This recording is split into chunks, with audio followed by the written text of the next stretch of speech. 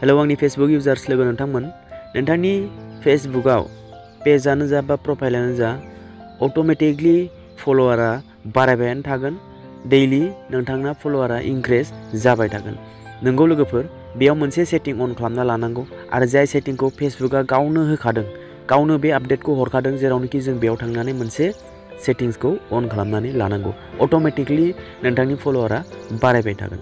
अके लोगोफोर स' गोबाङानो माने फेसबुकनि फल'वार्सआ बारायला होननानै बुंबाय थायो थ' गोबांनावनो गोबां बायदि बायदि रोखोमनि आपडेट फैनानै दंफैयो आरो गोबांनावनो फैयाखै स' बेफोरनि थाखाय उन सिगां बेफोरबायदि आपडेटआ जाखायो खेबसेनो बयनोबो ज' हरा स' नोंथांमोना मोनदोंना मोनाखै बे भिडिअनि गेजेरजों नायलांबासो मिथिगोन चेक खालामबासो मिथिगोन आरो बेखौ मोनबायब्ला डेइलि नोंथांनाव फल'वार्सआ इंक्रिज जालांबाय थासिगोन दै।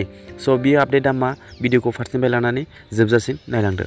बे आपडेटखौ खिन्थानायनि सिगां आं फंसे बाथ्रा बुंनो सानबावो लोगोफोर फल'वार्सआ खेबसेनो 1K 2K बा 5K बेफोरबायदि दावखोआ साफा सानै बिदिनो लासै लासैनो दावखोबाय थायो आरो खेबसेनो जुदि गोबां बुरजा फल'वार्स मोननो थाखाय जोंहा मा भिडिअसआ भाइराल जानांगौ। भिडिअस भाइराल जाबाय होनबाथाय नोंथांनि फल'वार्सआबो गोबां जागोन भिउसआबो जागोन इंगेजमेन्ट मोनगोन आरो आर्निंआबो गोबां जागोन। नाथाय भिडिअसआ भाइराल जानो थाखायसो जोंहा गोब्राब बेनिखायनो मा समाव बबे भिडिअसआ भाइराल जागोन जों बेखौ बुंनो हाया। स' भाइराल जाब्लासो जोङो गोबां भिउस आरो गोबां फल'वार्स खेबसेनो मोनो नालाय आरो भाइराल जायाबा भिडिअसआ जोंहा मा फल'वार्सखौ सानसेयाव साब्रै साबा बेफोरबायदिनो माने मोनलांबाय थागोन आरोखि जुदि बै आपडेटनि सेटिंसखौ अन खालामनानै लायोब्ला। स' लोगोफोर भिडिअ भाइराल जानो थाखाय जोंहा मा नोंथांनि भिडिअआ एकदम पारफेक्ट जानांगोन क्लियार भइस जानांगोन आरो माबा मोनसे मेसेजेबल जानांगोन बा माबा मोनसे इउनिक कन्टेन्ट जानांगोन बा माबा मोनसे फानि बा माबा मोनसे एकदमबारे मोनसे माने पाब्लिकखौ गलि होनो हानाय बेफोरबायदि भिडिअस जानांगोन जेरावनोखि संसनिफ्रायबो भिडिअसआ भाइराल जायो दे लोगोफोर। जों गोबाङानो मा कपिराइट जायो होननानै बा आर्निं रिभिनिउआ शेयार जायो होननानै जोङो संसखौ इउज खालामा गोबाङानो मा एफाग्राब खम फल'वार्स गोनाङाबो संसखौ इउज खालामनो गिलायबावो। बेफोरबायदिबा नोंथाङा बोरै ग्र' जागोन फेसबुकआव संसखौ इउज खालामगोन नोंथाङा सानदों जे बिनिफ्राय रिभिनिउआ आं थाइसेबो मोननाय नङा होननानै आरो नोंथांनो थाइसेबो मानो फल'वार्सखौ गेइन खालामग्रोना बे भिडिअसनिफ्राय नोंथाङा रिभिनिउखौ मोनाबाबो जेबो टेनसन लानाङा बे संसखौ लानायखायसो नोंथांनि भिडिअसआ भाइराल जादों आरो भाइराल जानायनि उनाव बिनिफ्राय नोंथाङा जेनेबा $50 मोनबाय बे मोनसे भिडिअसनिफ्राय $50 मोनोब्ला $25 बे संस उनारनि आरो $25 नोंथांनि रिभिनिउआथ' सेयार जादों ना बेयाव नोंथांनि मा खहा नाथाय नोंथाङा गोबां फल'वार्स मोनबाय नोंथाङा बेखौ सानाखै इंगेजमेन्ट मोनबाय फल'वार्स मोनबाय रिच मोनबाय बे भिडिअसनिफ्राय आरो नोंथाङा आर्निंबो मोनबावबाय जेनेबा $50 जानोबा 25आ बिनि 25आ नोंनि बे संसनि थाखायसो नोंथांनि भिडिअसआ भाइराल जायो। बिनिखायनो जों इसेबां खम फल'वार्स लानानै संस होनो गिनाङा लोगोफोर गिनाङा संसखौ हो जेबो नङा कपिराइट फैब्लाबो नोंथांनि बे फेसबुकआव जेबो इफेक्ट जाया आरो रिभिनिउ शेयार जाब्लाबो 50-50 जागोन 20% 20-20 स' लोगोफोर बेखायनो जोङो इसेबां खम फल'वार्स गोनांफ्रा संसखौ होनो गिनाङा दे लोगोफोर।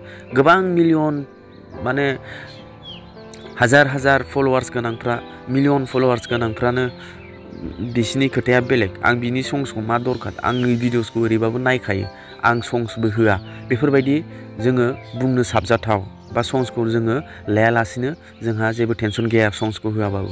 नाथाय बे 10K 20K फल'वार्स गोनांफ्राबो संसखौनो होनो गिलायबावो नाथाय बे संसखौ होब्लासो नोंथांनि भिडिअआ एकदमबारे मोजां जायो नाथाय बेखौनो नोंथाङा संसखौ होनो गिलायबावो कपिराइट फैयो फैनो हो दै आरो क्लेम फैयो फैनो हो रिभिनिउआ शेयार जायो जानो हो जाथों नाथाय नोंथांनि फेसबुकआ ग्र' जागोन बेयाव फेसबुकआ जेबो इफेक्ट जाया बेबो इफेक्ट जाया बिनि सोमोन्दै आं गासैबो फारि भिडिअस बानायखाबाय कपिराइट फैयोब्ला मा खालामनांगौ आरो नोंथाङा बबेयाव चेक खालामनांगौ कपिराइट भिडिअसखौ आरो नोंथांनि रिभिनिउआ शेयार जायोबा बेसेबां शेयार जायो एटलिस्ट नोंथाङाथ' मोनगोन फल'वार्सआथ' गोबां मोनगोन ना बेनिखायनो बे खोथाखौ नोंथांमोना बुजि संसखौ हो दै लोगोफोर।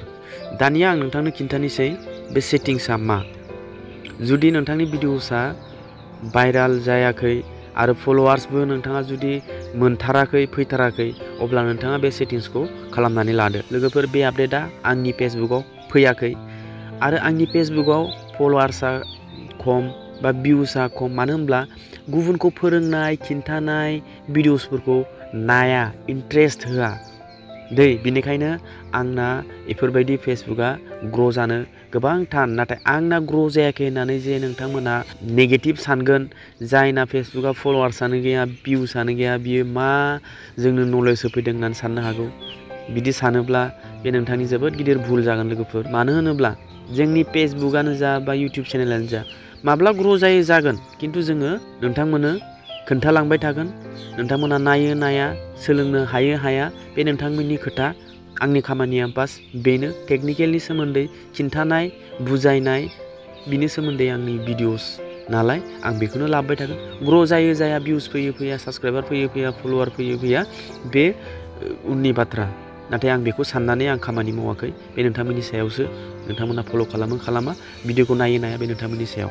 नाथाय नायनानै नोंथांमोना बुजिनानै गावनि चेनेलाव बा गावनि प्रफाइल फेसबुकआव जुदि एप्लाइ खालामोब्ला नोंथाङा 100% ग्र' जागोन, नोंथांनि बेनिफिट जागोन दै। बे नोंथांनि आखायावसो। स' लोगोफोर, बे सेटिंखौ नायलांलाय मा खालामनांगौ नोंथाङा।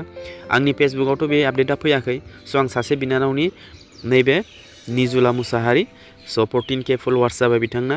स' दा नोंथाङाबो चेक खालाम बे आपडेटआ नोंथांनाव फैदोंना फैयाखै। दा आं बिथांनि फेसबुकआव बेयाव लगइन खालामनानै प्रफेसनेल डेशबर्डआव आं क्लिक खालामगोनथ'। प्रफेसनेल डेशबर्डआव क्लिक खालामनानै बे गोजौआव नोंथाङा ग्र'नि अपसन दं नामा? ग्र'नि अपसन गैयाबा जेबो नङा, आरो दङब्ला बे ग्र'नि अपसनाव क्लिक खालाम। आरो ग्र'नि अपसनाव क्लिक खालामब्लाबो बे आपडेटआ थाङाबो जानो हागौ दै, नाथाय गासैनावबो थांजोबगोन। बेनिफ्राय नैबे गाहायाव दङ नेक्स्ट स्टेप, इनभाइट पिपुल हु रियेक्ट। बेयाव नोंथाङा क्लिक खालामनांगोन दै, इनभाइट पिपुल हु रियेक्ट, जुदि नोंथांनाव बेफोरबायदि नुजादोंब्ला। स' बेयाव क्लिक खालामनानै बेफोरबायदि फैबाय। बेनिफ्राय नैबे इनभाइट पिपुल हु रियेक्ट दंना, बिनि गाहायाव माखासे भिडिअस नुनो मोनगोन। बे फुरुना दै, बे फुरुना, आं बिनि सायाव बुङाखै, आं गोदान आपडेटनि सायाव आङो नोंथांमोननो खिन्थागोन। नैबेयो, नाथाय बेखौबो खालामना लानाया जोबोद जोंनि थाखाय गोनांथि, जुदि नोंथांनो फल'वार्स नांगौब्ला। जाय बिथांमोना नोंथांनि भिडिअसखौ नायो, बे भिडिअखौ नायनानै नोंथांखौ फल' खालामाखै दै, भिडिअखौ नायदों, इन्ट्रेस्ट मोनदों, नाथाय फल' खालामनो बावबाय खोमा। बिनि थाखायनो नोंथांमोना नैबे भिडिअसनिफ्राय बेसेखिनि सुबुंफ्रा नोंथांनि भिडिअखौ नायदोंमोन नाथाय नोंथांखौ फल' खालामाखै होननाय जादों। स' बेखौ नोंथाङा इनभाइट खालामहर। नैबेयाव इनभाइट दंना, बे इनभाइटआव नोंथाङा क्लिक खालामब्लानो नोंथांनि भिडिअखौ जाय नायदोंमोन बिथांनाव इनभाइटेसन थांगोन नोंथांखौ फल' खालामनायनि। अब्ला नोंथांनि भिडिअसखौ नायनानै इन्ट्रेस्ट मोनगिरिफ्रा नोंथांखौ फल' खालामगोन। बिनिफ्रायबो जोङो फल'वार इनक्रिज खालामनो हायो। आरो बेयाव गोदान गोदान भिडिअस फैबाय थागोन, जेरावनोखि जाय बिथांमोना नोंथांनि भिडिअखौ नायदों नाथाय फल' खालामाखै, बे मोनथामखौ इनभाइट खालामखांनायनि उनाव आरो गुबुन भिडिअस फैबावगोन, जेरावनोखि जों बिनिफ्रायबो इनभाइट खालामबाय थानो हायो। फल' खालामो खालामा बे बिथांमोननि सायावसो। नाथाय नोंथांनो फल' नांगौबा, फल'वार नांथारगौब्ला नोंथाङा बेफोरबायदि ट्रिकखौ इउज खालामनांगोन दै। बिनिफ्राय गाहायाव दङ कपि लिंक, जेरावनोखि नोंथाङा स्ट'रियावबो बे लिंकखौ कपि खालामनानै नोंथांमोननि स्ट'रियाव शेयार खालामनो हायो, जेरावनोखि इनभाइट खालामनो थाखाय गुबुना नुगोन, स्ट'रिखौ नायगोन, नायनानै मोजां मोनोब्ला नोंथांखौ इनभाइट खालामहरगोन आरोखि बेफोरबायदि। बिनिफ्राय दाना फाइनालि बे आपडेटआ बेनो जाहैबाय लोगोफोर, नै send group invites auto' invite followers होननाय दङ गाहायाव। Auto' invites followers automatically send group invites to people that have recently engage with your profile. दा नैबे अपसना नोंथांनाव दंना गैया, थांदोंना थाङाखै, नोंथाङाबो चेक खालाम। जुदि थांदोंब्ला नोंथाङा गोबां फल'वार्स मोनलांबाय थागोन, बे अट'मेटिकलि फल'वार्सआ बारायलांबाय थागोन। मा खालामनांगौ नाय, बेयाव अट' इनभाइट्स फल'वार्सआव नोंथाङा क्लिक खालामनांगोन। बेयाव क्लिक खालामनाय लोगो लोगो अट'मेटिक इनभाइट्सनो अट'मेटिक एड्स, ओमफ्राय गाहायाव दं which group should followers joint. दा नोंथाङा मा खालामनांगोन बेनि थाखाय, नोंथाङा फेसबुकआव गावनो हायोब्ला ग्रुप बानायनांगोन, जेरावनोखि गोबां मेम्बार एड खालामनांगोन। बेहाय एड खालामनायनि नोंथांनि ग्रुपआ बेयाव श' जागोन। बेयाव ग्रुपआव जेसेबां मेम्बार दङ बे मेम्बारफोरनाव गासैबो इनभाइटेसन थांजोबगोन। नोंथांनाव बेयाव बेखौ अन खालामनानै नोंथाङा बेखौ लानांगोन आरोखि। अके, बेखौ अन खालामनानै लानांगोन। स' बेखौ अन खालामनाय लोगो लोगो बे 1097 मेम्बार्सफ्रा बेयाव मा खालामनांगोन, नोंथांखौ फल' खालामगोन। बिनिफ्राय आरो गुबुन ग्रुप जुदि नोंथाङा बेयाव दङब्ला, श' जादोंब्ला, एड खालामनानै लादोंब्ला, बे ग्रुपखौ नोंथाङा बिनि फल'वार्सफोरा जुदि नोंथांखौ फल' खालामजोब्बायब्ला बेखौ अफ खालामनानै आरो गुबुन ग्रुपखौ नोंथाङा अन खालामनानै लादो। बे अट'मेटिकलि इनभाइट जाबाय थागोन, गोबां फल'वार्स मोनगोन बेयाव दै लोगोफोर। स' बे आपडेटआ थांदोंब्ला नोंथांनाव मा ग्रुपआ श' जादों बे ग्रुपखौ नोंथाङा एड खालामनानै बेखौ अन खालामनानै लादो। अट'मेटिकलि नोंथांखौ फल' खालामबाय थागोन आरोखि बिथांमोना। स' बिनिफ्राय जोङो गोबां फल'वार्स गेइन खालामनो हायो दै लोगोफोर। आरो बाखि नोंथाङा बेफोरबायदि दिमाग लागायनानै फलोवार्सखौ इंक्रिज खालामनाया जोबोद मोजां। माखासे गोबां मेन सेटिंसफोरखौ आं सिगांनि भिडिअसफ्राव खिन्थाखाबाय। बे सेटिंसफोरखौबो नोंथाङा चेक खालामनानै ला।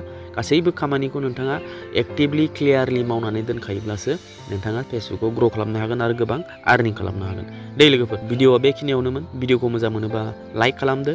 दे अब्ला लोगो मोनगोन next video. Tata bye bye and take care.